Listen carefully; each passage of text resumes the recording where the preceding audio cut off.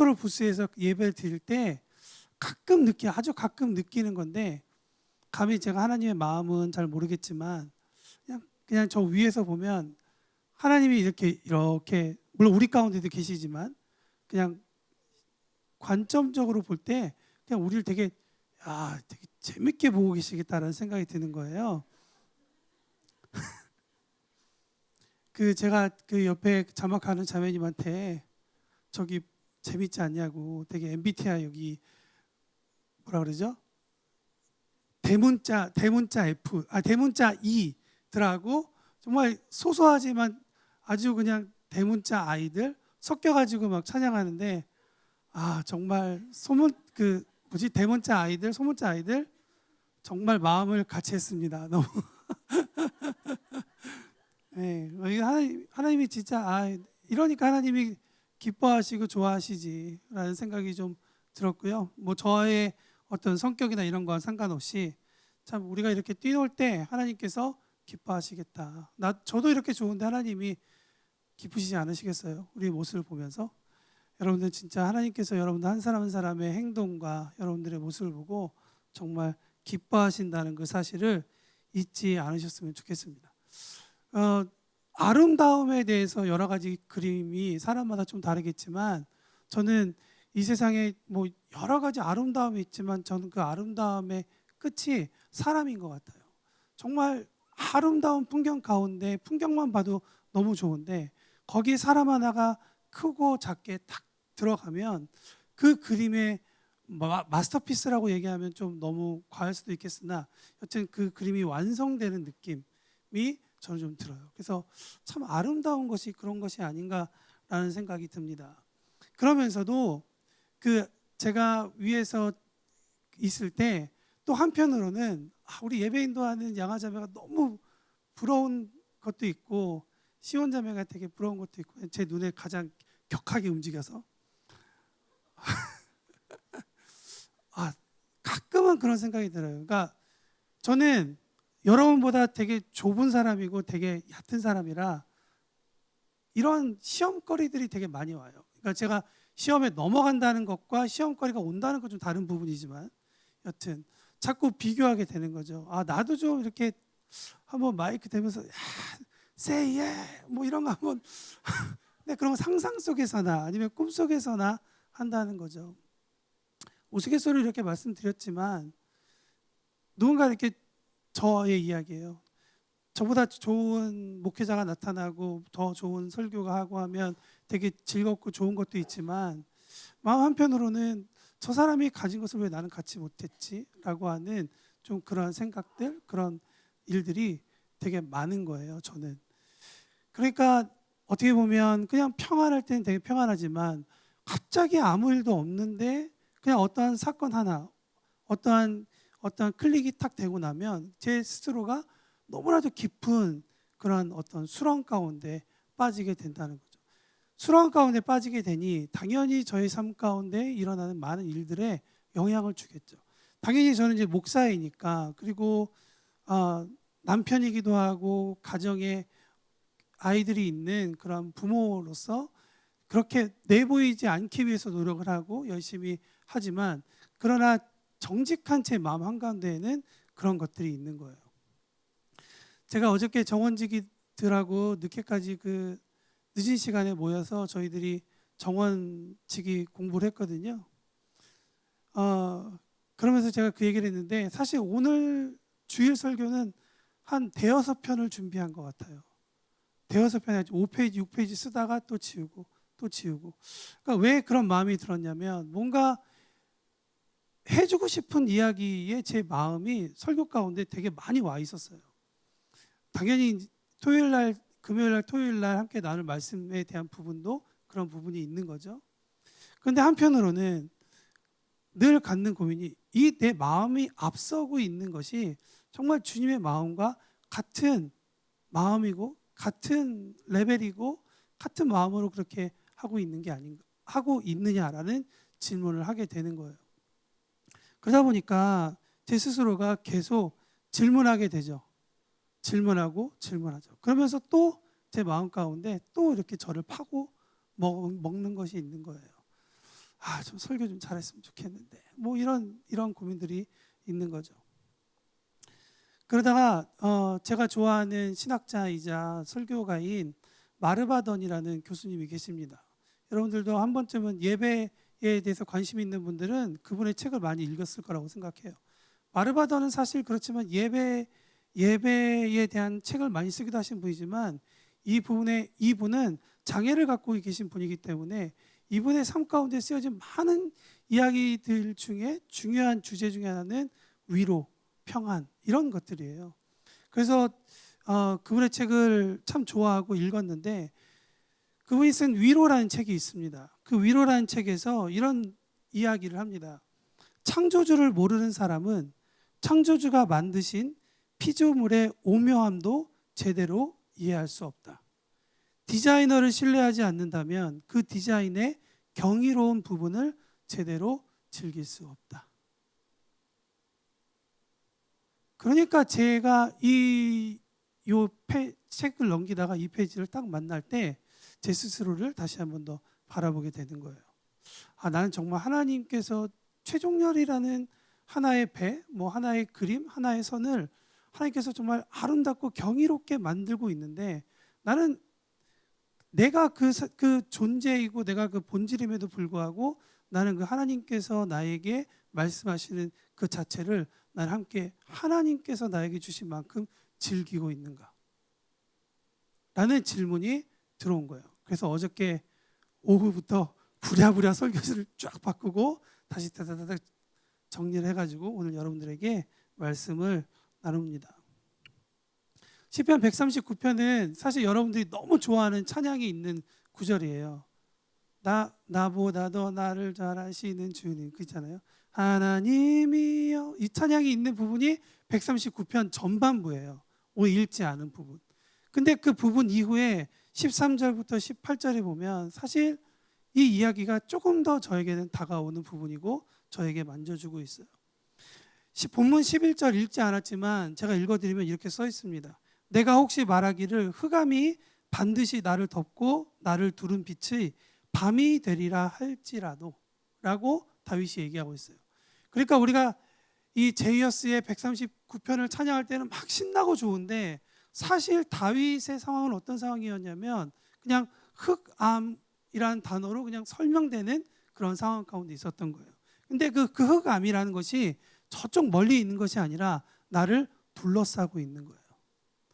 여러분, 둘러싸고 있다라는 이야기는 무슨 얘기냐면 이렇게 이해하면 좋을 것 같아요. 포켓이 있잖아요. 둘러싸다는 얘기는 그 흑암이 이 포켓 깊은 곳까지 내가 손이 닿지 않는 곳까지도 곳곳에 그것이 꽉 차서 나를 아주 꽉 붙잡고 있는 상태다라고 이야기하면 좋을 것 같아요. 그래서 이 흑암이라는 단어의 의미를 찾아보니까 이런 의미가 있더라고요.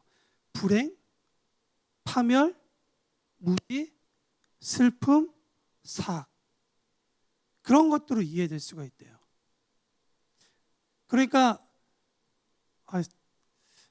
찬양 참 기쁘게 하고 나서 또 막 가라앉히게 하는 은사가 있는 것 같아요. 저는 너무 죄송하지만 여튼 그런 것들이 없는 분들은 오늘 자유하시면 돼요. 저런 사람도 있구나, 나하고 좀 다르구나 라고 생각하시면 될 것 같아요. 그렇지만 혹시나 이런 감정이 있으신 분이 있다면 불분명해서 내 삶이 어두운 것 같아 라고 느껴지는 분이 있다면 오늘 하나님 말씀 가운데 위로 얻기를 바랍니다. 그래서 걷고는 있지만 불안하고, 누리고는 있지만 불행하고, 숨은 쉬고 있지만 답답하고, 겉으로 웃고 있지만 내면은 슬퍼하고 있는 나. 그래서 아침에 눈 뜨는 것이 정말 힘든 분이 있다면 저는 오늘 139편 말씀을 읽으면서 여러분이 하나님의 깊은 터치를 경험할 수 있기를 바랍니다.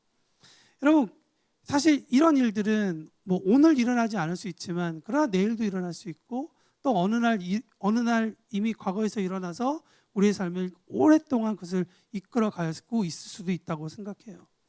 그러면 여기서 선택을 해야 되는 거죠. 하나님의 자녀가 된 우리는 그러면 어떤 선택을 해야 될까? 이런 흑암이 살아가는 모든 순간순간마다 찾아올 텐데 우리는 어떻게 해야 될 건가? 이것을 어떻게 받아들이고 어떻게 해석할 것이냐가 크리스찬으로서 하나님께서 우리에게 주시는 도전이라고 생각해요. 그리고 그것이 살아가는 방법이고 우리가 그런 어떤 방법을 선택할 때 없었던 새로운 문화가 만들어질 것이고 없었던 새로운 문화는 기존에 존재하고 있었던 문화에 대해서 도전할 것이고 그 없었던 문화가 기존의 문화와 부딪혔을 때 정말 더 진리이고 그것이 정말 맞다면 있었던 문화를 밀어내고 새로운 문화를 만들어낼 거라고 저는 생각해요. 예수 그리스도의 문화가 생명의 문화이고 여러분 가운데 여러분을 변화시킨 문화라면 우리 한 사람이 많고 적고를 떠나서 우리가 있는 자리에서 계속 나아갈 때 이 땅에 거룩한 문화로 만들어가고 또 이것이 우리 가운데 거룩한 샘물이 되어서 물이 되어서 계속 정결케 하는 일들이 우리 가운데 우리로부터 시작해서 우리 다음 세대 그리고 그 다음 세대로 이어지리라 믿습니다. 저와 여러분이 그렇게 하나님의 자녀로서 좋은 선택을 할 수 있기를 바랍니다. 저는 단순히 버티고 있으라라고 이야기하고 싶진 않아요.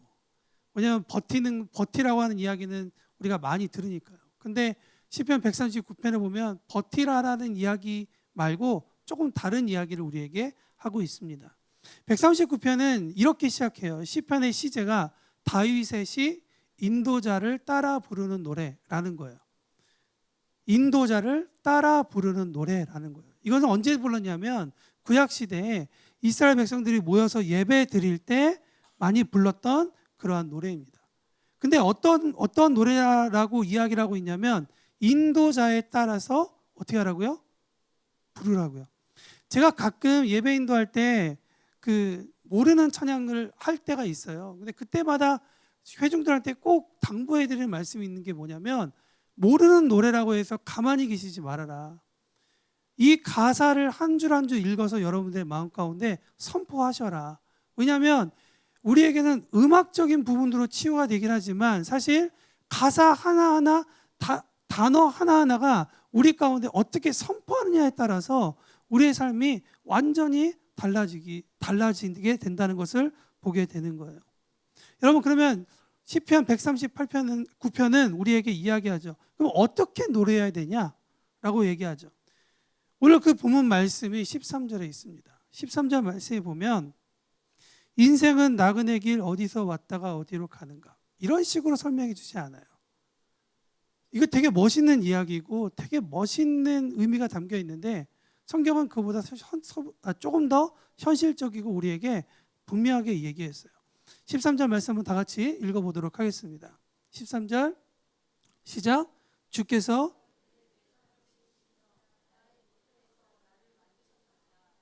여러분 이 13절을 설명하기 전에 잠깐 제가 설명해 드릴게요. 139편 1절에서 6절은 무엇에 대해서 얘기하냐면 전지하신 하나님에 대해서 설명을 해요. 모든 것을 다 알고 계시는 하나님. 그리고 7절부터 12절까지는 어떤 하나님에 대해서 노래하냐면 어디에나 계시는 하나님에 대해서 설명을 해요. 여러분 그렇기 때문에 아까 제가 말씀드렸던 흑암에 둘러싸여 있다라고 얘기할 때 뭐라고 했죠? 포켓 안쪽에 가득 차 있는 것 같은 그런 느낌이라고 말했죠. 그거와 똑같은 의미로 전지하신 하나님이 어디에나 계시다. 우리가 생각하지 못한 여기까지 계셔? 라고 하는 그것까지도 하나님은 존재하시고 거하신다라는 것을 시편의 기자가 이야기하고 있는 거예요. 그러면서 오늘 이 13절의 시작을 이렇게 하고 있습니다. 우리의 뭐를 만드셨다고요? 내장을 만드셨대요. 여러분 이 내장이라는 게 뭔지 아시죠? 상상해 가세요? 내장. 왜 내장 만드신 하나님이 웃겨요? 영어 성경에 보면 어떤 번역에는 신장이라고 번역될 거예요. 아이를 낳아본 부모님들은 그 부모가 되는 사람들은 다 아는데 아이가 태어나고 나면 딱 아이의 어떠한 점이 딱 생기고 나면 12주 차에 가장 먼저 보는 것이 신장입니다. 이 아이가 정말 건강한가 건강하지 않은가 이 아이가 앞으로 어떻게 자라날까 그거를 가장 먼저 체크하는 것이 신장이에요. 그런 의미로서 오늘 내장이라는 단어가 쓰여져 있는 거예요. 근데 사실 이 내장이라는 단어는 히브리 문화적으로 볼 때 어떤 의미를 가지고 있느냐 사람에게 있어서 가장 민감하고 중요한 부분을 은유적으로 표현할 때 내장이라는 표현을 한다는 거예요. 그러면 하나님께서 무엇을 만드셨다는 걸 이야기하는 거예요. 단순히 우리의 몸을 만드셨다는 그 이야기를 더 넘어서 우리의 가장 민감하고 중요한 부분을 만드셨다. 그래서 어떤 신학자들은 이 부분에 대해서 뭐라고 얘기하냐면 감정과 애정의 자리를 하나님께서 만드셨다라고 이야기를 해요. 그러니까 몸도 만드셨지만 감정도 만드셨고 애정도 만드셨다라는 것을 이야기하고 있죠. 그래서 제가 아까 말씀드렸던 마르바더는 이 부분에 있어서 뭐라고 얘기하냐면 현대적인 의미로 해석하면 진정한 나를 만드셨다라고 이야기를 하는데 저는 거기에 동의합니다. 왜냐? 내적인 양심, 내면적인 존재, 정서의 자리를 하나님께서 만드셨다는 거예요. 그러니까 우리 한 사람 한 사람 만드실 때 어떻게 했냐? 하나님께서 하나님의 양심과 정서와 감정을 어떤 디자인을 가지고 우리 가운데 사람이라는 존재로 창조하셨다는 것을 우리에게 말씀을 하고 있는 거예요. 그래서 다윗이 우리에게 이렇게 얘기합니다. 이 사실에 동의하든 동의하지 않든 내 노래를 따라 부르라. 예배 자리에 앉은 자여 우리와 함께 노래하자. 누구도 당신의 감정에 대해서 모르는 것 같아서 외로움이 커질 때 하나님만은 당신의 모든 감정을 이해하고 계시다. 하나님께서 당신의 모든 깊은 여러분의 아주 중요한 부분을 다 알고 계시다라고 이야기하고 있는 거예요.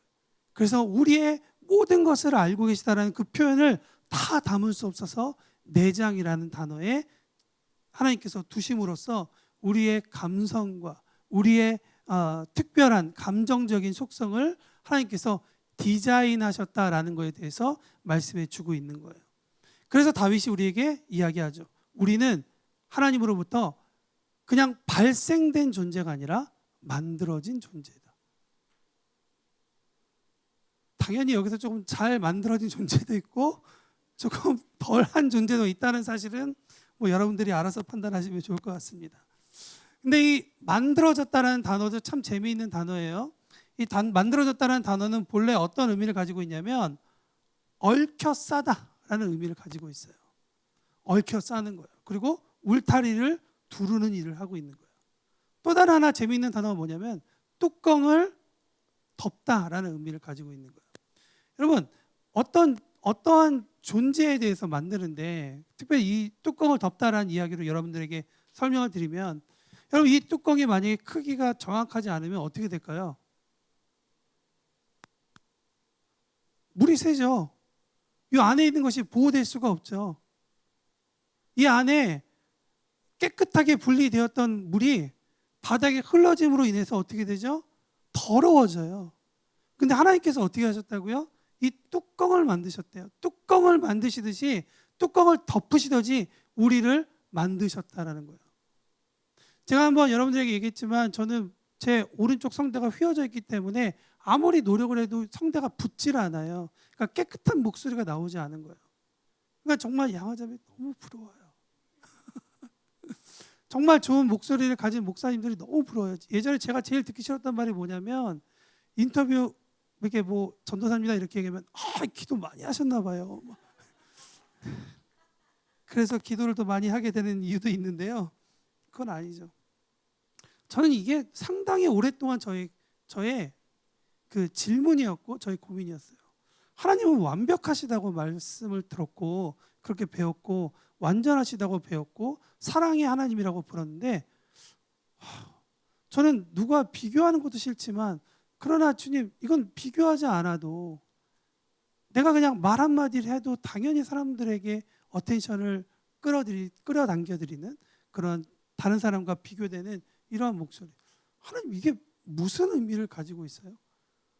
이런 질문을 하다 보니 하나님에 대해서 어느 정도까지는 신뢰하고 믿고 하는 그런 에버리지가 있는데 그러나 그 가장 믿어야 하고 가장 신뢰해야 되는 어떤 결정적인 순간이 탁 닿으면 거기부터 저는 갈등이 시작하는 거예요. 그러니까 하나님께서 나를 얽혀서 만드셨다. 하나님께서 나를 정확하게 만드셨다는 게 동의가 되지가 않는 거예요.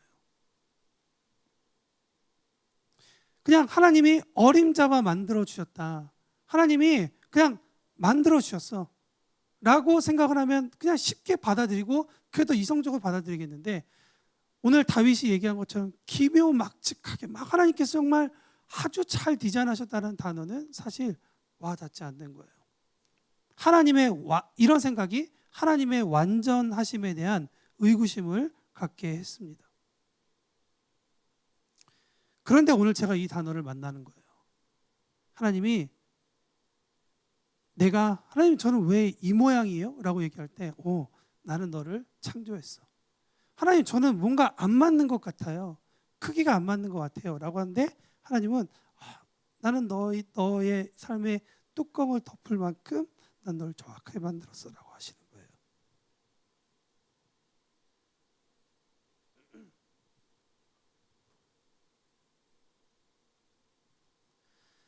이 단어는 또 다른 의미를 가지고 있어요. 직조하다라는 의미를 가지고 있는데 아까 처음 설명한 단어하고 거의 비슷해요. 제가 며칠 전에 아마 몇 주 전에 설교하면서 설명을 드렸을 거예요. 옷을 만들 때, 천을 만들 때 한 면으로만 왔다 갔다 하는 것이 아니라 위와 아래가 계속 만나야 좋은 천이 된다고요. 하나님이 만드셨다라고 하는 단어에 이 단어를 넣으신 거예요. 나를 만드셨을 때. 근데 이 직조 과정에는 대충 하는 것이 아니라 내가 여기에서 이런 그라데이션을 쫙 만들기 위해서는 어느 순간부터는 다른 색을 집어넣어야 되고 방향이 바뀌어야 되는 거예요. 하나님이 아름다운 모양으로 만들어 가셨다는 것을 이야기하고 있는 거죠. 그런데 이 말씀에 제가 더 위로가 됐던 건 뭐냐면, 하나님이 이거를 그냥 공장에서 찍어내듯이 막 찍어내면서 우리 사람을 만든 것이 아니라 이 단어 가운데, 야 너는 핸드메이드다. 핸드메이드다. 여러분 너무 멋있잖아요. 다 똑같이 정확하게 탁탁 만들어 놓으면 얼마나 좋겠어요. 그런데 하나님께서 핸드메이드, 이거 세상에 하나밖에 없는 거예요. 누가 이렇게 3D 프린트 샀다고 하나 교회에다 갖다 줬는데 핸드메이드, 핸드는 아니구나. 핸드메이드 같은 모양 하나도 없어요. 일란성 쌍둥이도 형태와 형질이 다르죠. 하나님께서 우리 모두를 다 다른 사람으로 만드셨대요. 그건 무슨 얘기냐? 한 사람 한 사람의 디자인이 다르고 한 사람 한 사람에게 가지고 있는 목적도 다르고 한 사람 한 사람에게 가지고 있는 하나님의 애정과 사랑이 다 다르다는 걸 얘기해요. 제가 우리 딸 아이들한테 그런 얘기를 합니다. 큰애야, 너는 큰 아이이기 때문에, 너는 너기 때문에 네 동생이 네 자리를 대신해 줄 수 없어, 아빠에게는. 그리고 동생한테는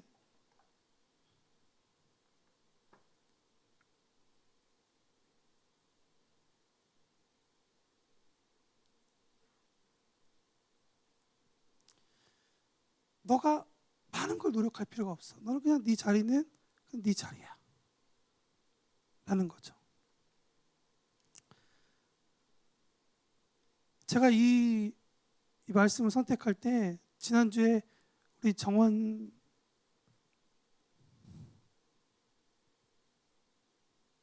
미안합니다. 미쳤나 봐. 아이고. 지난주에 기도 제목을 들었는데 뭐 이런저런 기도 제목을 듣고 이정원 저정원 뭐 이런 사람 저런 사람 그 이야기를 들으면서 참 귀한 존재고 하나밖에 없는 너무 귀한 존재인데 너무 힘들게 사는구나 라는 생각이 좀 들었고,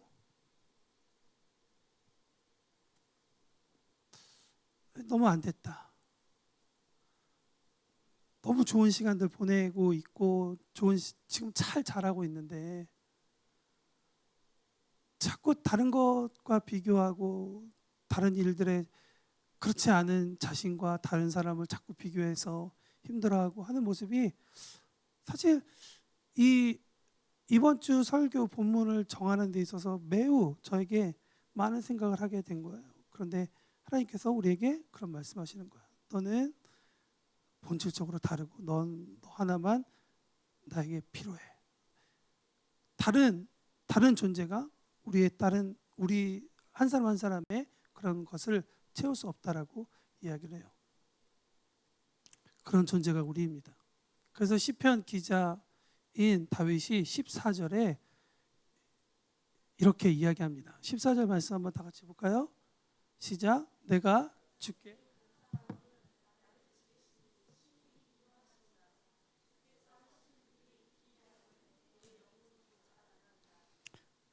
진짜 멋있는 얘기죠. 다윗이 얘기합니다. 다윗이 찬양하는 이유는 뭐냐면 하나님, 정말 하나님을 알고 하나님과 더 만나보니 정말 하나님 너무나 경이로우신 분이시군요. 하나님 너무 아름다우신 분이시군요 라고 이야기를 하는 거예요. 여러분, 하나님께서 지으신 많은 것들이 있습니다. 들에 꽃 하나가 피었어요. 그 꽃이 하나님을 찬양하는 방법은 무엇일까요? 오늘 드러머가 갑자기 사고 당했으니까 내가 그동안 10년 동안 내가 숨겨놓은 드럼 실력을 내가 해야지 하고 꽃이 나올 수 있는 건 아니잖아요. 승일이 형 진짜 멋있었어요 되게.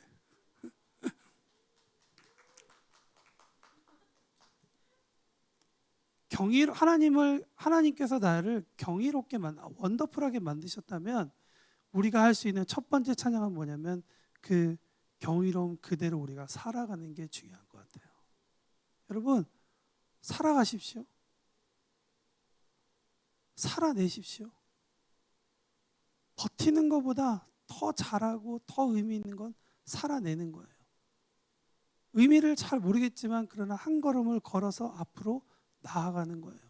왜냐하면 하나님께서 여러분에게 계속 매일매일 하루의 선물을 여러분에게 준비하셨기 때문이에요. 살면 돼요. 찌그러지면 좀 어때요? 그냥 살아가시면 돼요. 좀 느려도 괜찮습니다. 살아가시면 돼요. 어딘가 몸이 불편해도 괜찮습니다. 그냥 살아가시면 돼요.